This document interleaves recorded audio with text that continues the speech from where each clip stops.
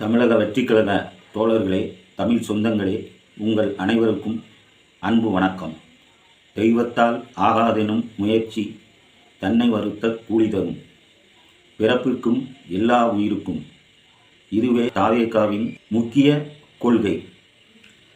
முதலில் பெண்களை கொள்கை தலைவர்களாக வைத்த ஒரே கட்சி தாவேகா. தமிழக வெற்றிக்கழகம் தலைவர் விஜயின் தலைமையில் ஆரம்பித்து அவர் நற்பணிகளை தொடர்ந்து செய்து கொண்டே வருகிறார். அவர் எடுத்திருக்கும் ஒரு பயணம் அரசியலில் ஒரு பெரிய மாற்றத்தை உருவாக்கக்கூடிய பயணம்.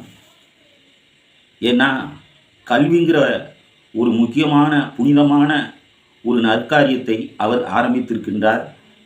அதை 3 வருட காலமாக அவர் நடத்தி கொண்டிருக்கின்றார். அதற்கு யாரிடமும் எந்த நிதியும் பெறாமல் தன்னுடைய சொந்த பணத்தை அதில் வைத்து 11, 12, 10ஆம் வகுப்பு மாணவ மாணவிகளுக்கு அவருடைய சொந்த பணத்தில் இருந்து அவரவர்கள் தேவைக்கு பரிசை வழங்கியுள்ளார். அவர்களை பத்திரமாக அழைத்து சென்னைக்கு சென்று அங்கே ஒரு இடத்தில் வைத்து அவர்களுக்கு உரிய மரியாதை கொடுத்து உபசரித்து அவர்கள் வீட்டுக்கு கொண்டு சேர்க்கும் வரை அந்தந்த மாவட்ட பொறுப்பாளர்களுக்கு விஜய் அவர்கள் உத்தரவு விட்டிருந்தார். அதன்படியே தொடர்ந்து 4 நாட்கள் நடந்தது. இதற்கு முன் 2 ஆண்டுகள் தொடர்ந்து, இதோட 3 ஆண்டுகளாக ஆகிறது. விமர்சனங்கள். விஜயை சாதாரண நபர், சாதாரண நடிகர் என்று நினைக்கிறார்கள். ஆனால் அது அனைத்தும் பொய்த்து போகும் காலம் விரைவில். ஏன்னா அவர் எடுத்த பயணம் அவ்வளவு முக்கியமான ஒரு பயணம். கல்வியால் இந்த உலக சரித்திரத்தையே மாற்ற முடியும். கல்வியால் ஒரு நாட்டையே உருவாக்க முடியும். கல்வியால் ஒரு தேசத்தையே வழிநடத்த முடியும். ஒரு கல்வியால் ஒரு ஒப்பற்ற தலைவனாக முடியும். ஒரு கல்வியால் எதையும் சாதிக்க முடியும். அறிவு பெற்றதை, அறிவு வளர்ச்சி அடைய அவர்கள் பயணம் எங்கோ சென்றுவிடும். அந்த கல்வியை அவர் கையில் எடுத்து அரசியல் பயணத்தை தொடங்கியுள்ளார். அது ஒருபோதும் அது பொய்த்து போகாது. சில நபர்கள் விமர்சனங்களை அடுக்கினார்கள், கூத்தாடிகள் என்றார்கள், பொய் பிரச்சாரங்கள், இதையெல்லாம் சொல்லிக்கொண்டே இருந்தார்கள். ஆனால் இது எல்லாமே பொய்த்து போய்விட்டது. அவர்கள் சொல்வதெல்லாம் எடுபடவில்லை. காரணம், அவர்கள் சொல்வது கல்வியை சிறுமைப்படுத்தி அவர்கள் பேசுகிறார்கள். ஆனால் விஜய் அதற்கு எந்த பதிலும் அவர் கூறவில்லை. ஏன்னா அந்த மக்களே, பெற்றோர்களே, அந்த மாணவ மாணவிகளே அதற்கு சரியான தக்க பதிலை கொடுத்துள்ளார்கள். அதனால் விஜய் இந்த சலசலப்புக்கெல்லாம் அவர் அஞ்சக்கூடியவர் அல்ல. அவர் அதை பற்றி அவர் கவனம் கொள்ளவே இல்லை. ஏன்னா பெற்றோர்கள், மாணவ மாணவிகள் அவர்கள் என்ன நினைக்கிறார்கள்? அண்ணனாக நினைக்கிறார்கள், தகப்பனாக நினைக்கிறார்கள், தாய்மாமனாக நினைக்கிறார்கள், ரசிகனாக நினைக்கிறார்கள். இப்படி பலவிதமாக நினைக்கிறார்கள் அந்த மாணவ மாணவிகள். அப்படி ஒரு உன்னதமான ஒரு இடத்தில் இருந்து அந்த ஒரே இடத்தில் ஒரு மனிதர் நின்று அவரே அனைத்தையும் கொடுத்து அனைத்தையும் தானே செய்ய வேண்டும். நம்மால் எதை செய்ய முடியுமோ அதை தானே செய்துவிட முடியும். ஏன் அவர் அந்த விழாவில் ஒரு சேரில் அமர்ந்து கொண்டு இந்த புசி ஆனந்த் அவர்கள் இப்படிப்பட்டவர்களை வைத்து சால்வை போடுங்க, அந்த உதவித்தொகையை கொடுங்க, அந்த மாணவர்களுக்கு அவர்களுக்கு என்னென்ன தேவையோ அதையெல்லாம் பூர்த்தி செய்யுங்க அப்படின்னு சொல்லி அந்த மேடையில் உட்கார்ந்து கொண்டே கட்டளையிடலாம். எதற்காக நின்று கொண்டே அதையெல்லாம் செய்கிறார்கள்? தான் செய்ய வேண்டும்.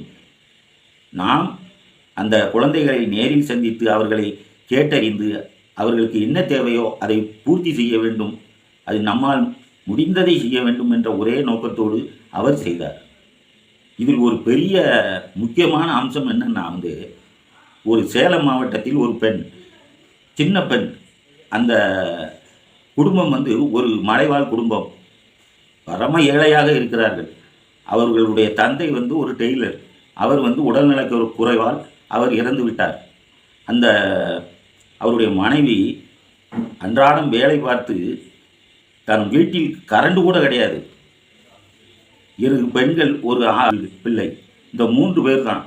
அவர்களுக்கு உழைத்து அவர்களுக்கு படிப்புக்காக அவர் கஷ்டப்பட்டு கொண்டே இருந்திருக்கிறார் அந்த அந்த தாய். இதில் அந்த பையன் 11ஆம் வகுப்பு படித்திருக்கிறான். ஆனால் நிதி நிலைமை போதவில்லை. ஏன்னா தங்கச்சியை படிக்க வைக்கணும், 2 தங்கச்சி இருக்காங்க, அவங்கள படிக்க வைக்கணும். அதுக்காக பையனும் வேலைக்கு செல்ல நேரிட்டது.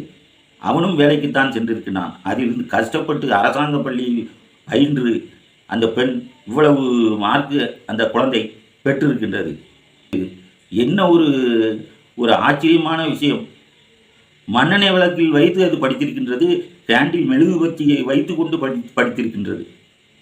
அப்போது அதை ஊக்கப்படுத்த ஒருவரும் இல்லாத சூழ்நிலையில் அந்த மாவட்டத்தில் உள்ள ஒருவர், அந்த மாவட்ட செயலாளர்கள் அந்த குழந்தையை அழைத்து கொண்டு அந்த விழா மேடையில் கொண்டு வைத்து கௌரவப்படுத்தி, அது மலைவாழ் கிராமத்தில் மலைவாழ் இனத்தை சேர்ந்த அந்த பெண்ணுக்கு 2 லட்சம் ரூபாய் ரொக்க தொகையாக கொடுத்துள்ளார்.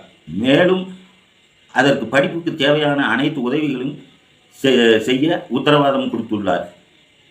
அந்த பெண் இன்னும் எதிர்காலத்தில் இஸ்ரோ விஞ்ஞானியாக மாறப்போகிறது. ஏன்னா அந்த படிப்புக்காக இவர் உதவி இருக்கிறார். இதற்கு மேலே என்ன செய்ய வேண்டும்? இது இப்பவும் அந்த புரணி பேசும் அந்த நபர் திருந்தி இருக்கிறாராம், திருந்தலை. இப்பொழுதும் பேசிக்கொண்டு தான் இருக்கான், இன்னும் பேசிக்கிட்டு தான் இருக்கேன். ஏன்னா முழுக்க நினைஞ்சாச்சு, நம்ம முக்காடு இருக்குது. ஒரே அடியாக பேசி நமக்கு எந்த மரியாதையும் இல்லாமல் இழந்து தெருவில் நின்று ஒரு ஓட்டு கூட கிடைக்காம தோற்றுட்டு தெருவில் அலையக்கூடிய நபராக அந்த நபர் மாறப்போகிறார். இதையெல்லாம் புறந்தள்ளி விட வேண்டும். அவர்கள் ஒரு நபரே கிடையாது, மனிதனே கிடையாது. அந்த மனிதனை பற்றி பேச நமக்கு தேவையே இல்லை.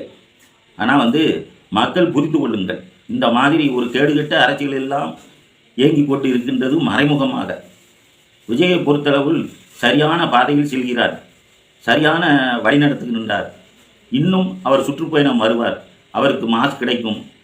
அவரை சாதாரணமாக எடை போடுவோர் இப்போது உள்ளார்கள். அந்த எடை எப்பொழுதுமே எடுவிடாது. இதை நன்றாக புரிந்து கொள்ளுங்கள். இந்த வீடியோ பிடிச்சிருந்தால் லைக் பண்ணுங்கள், ஷேர் பண்ணுங்கள். உங்களுக்கு தெரிஞ்சவங்களுக்கும் ஷேர் பண்ணி எனக்கு ஆதரவு கொடுங்க. நன்றி, வணக்கம்.